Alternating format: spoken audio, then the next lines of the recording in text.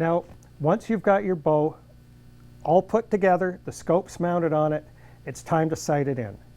You've got to set up your target at 20 yards. Get back 20 yards, take careful aim, and fire your first arrow. Now, if you were shooting at this center target, you're approximately 3 inches high and approximately 2 inches to the left. Now you've got to adjust your scope. So if you take your Lumizone and adjust it downwards 2 clicks per inch, now we're 3 inches high, that's 6 clicks. 1, 2, 3, 4, 5, 6. 6 clicks down, that's going to move your point of impact to here at 20 yards. Now you're still 2 inches to the left. You look at the side, and there's an arrow that points left in this direction, so you know you have to move your point of impact 2 inches to the right. So simply turn that turret 1, 2, 3, 4. That's 4 clicks, 2 inches at 20 yards.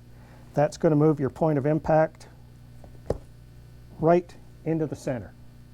That's all there is to it. Take a couple more shots, check it out. If you've got to fine tune it, then do so.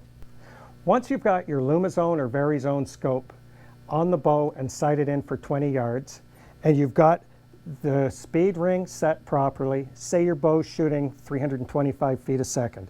You dial in 325 to match up the spacing on your crosshairs to allow for the trajectory. You've got to double check and fine tune your bow just to be sure that everything's good, because every arrow is not going to shoot exactly the same type of trajectory. Depending on the fletch, depending on the weight, there's minor variations. So what you want to do is go back 50 measured yards. Take a tape measure, take a rangefinder, go back exactly 50 yards. Don't pace it because that's not accurate enough. Once you're back your 50 yards, then you want to carefully fire a group of arrows in at that 50-yard marker.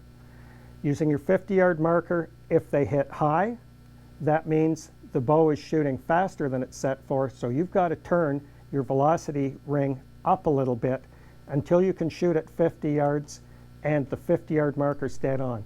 If they're hitting low, conversely, you've got to move your speed down just a little bit in order to allow for it. Anyway, that's what you've got to do to set up your scopes to be exactly right, and I know that these scopes are going to do the job for you for a lot of years to come.